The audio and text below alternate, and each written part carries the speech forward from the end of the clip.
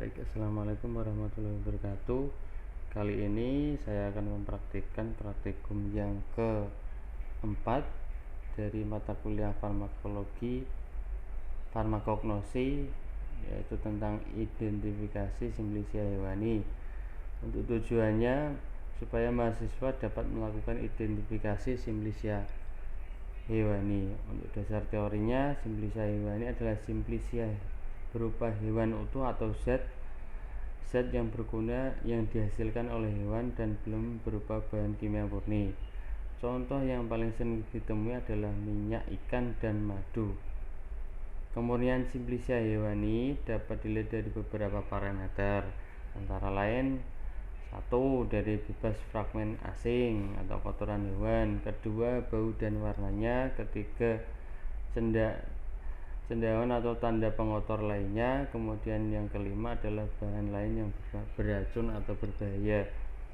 Simplicia hewani ini dapat digunakan untuk bahan yang bekerja sebagai farmakologi atau penggunaan obat tradisional dalam pengobatan. Untuk alatnya ada wadah simplicia dan spatula.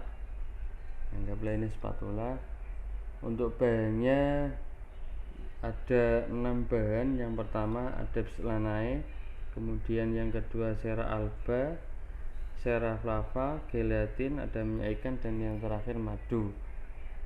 Jadi ke-6 bahan ini kita amati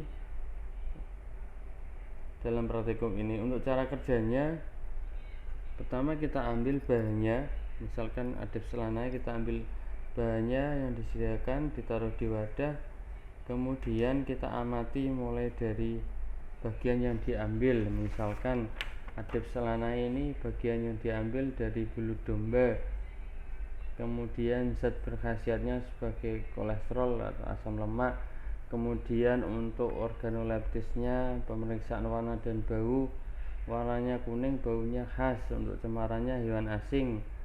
Kriteria bahannya setengah padat, penggunaan untuk absorpsi air. Kemudian bentuk sediaannya salep. Kemudian yang kedua Cera alba, ini diambil dari gelatin, lemak gelatin. Untuk zat ini berkhasiat sebagai sistem iritan. Kemudian secara organoleptisnya, warnanya putih, baunya tidak ada, rasanya pahit dan bentuknya padat. Cemarannya tidak ada. Kemudian untuk kriteria bahannya, bahan ini bentuk setengah padat.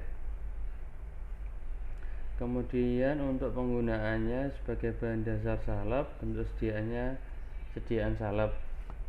Kemudian untuk gelatin ini diambil dari protein yang diperoleh dari bahan kolagen.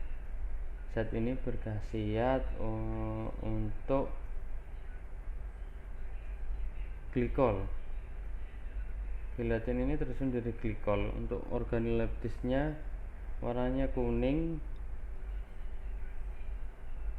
ada yang putih, baunya khas, bentuknya padat, rasanya tidak berasa. Untuk cemarannya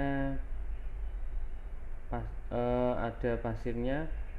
Untuk kriteria bahannya berbentuk padat, serbuk mengkilap. Untuk penggunaannya sebagai bahan dasar cangkang kolesterol. Untuk sediaannya salep, sediaan cangkang kapsul, bentuknya sediaan salep atau kapsul. Kemudian ada madu ini dari sarang lebah sebagai zat berkhasiat sebagai antioksidan. Kemudian untuk organoleptisnya, warnanya kuning, baunya khas, rasanya manis. Untuk cemarannya biasanya ada benda asing atau debunya. Untuk kriteria bahannya ini bahan berbentuk cair kental. Penggunaannya untuk salep atau krim, bentuk sediaan salep atau krim. Kemudian ada Cera alba ini diambil dari malam yang telah dibersihkan dari sarang. Kemudian untuk pemeriksaan organoleptisnya, warnanya putih kekuningan, baunya khas, rasanya manis. Kemudian kriteria bahan ini berbentuk semi padat, bahan dasar salep, untuk bentuk sediaannya salep.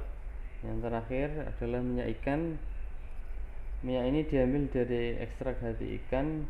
Untuk zat ini berkhasiat ada vitamin A, D. Kemudian dari warnanya kuning, baunya khas, cenderung berbau amis. Kemudian untuk kriteria bahan ini berbentuk cair atau minyak. Penggunaannya bahan dasarnya sebagai salep atau emulsi, bisa diminum. Kemudian bentuk sediaan emulsi, biasanya ada di sirup-sirup untuk suplemen pada anak-anak. Demikian presentasi dari saya mengenai identifikasi Simplesia hewani. Semoga bermanfaat. Assalamualaikum warahmatullahi wabarakatuh.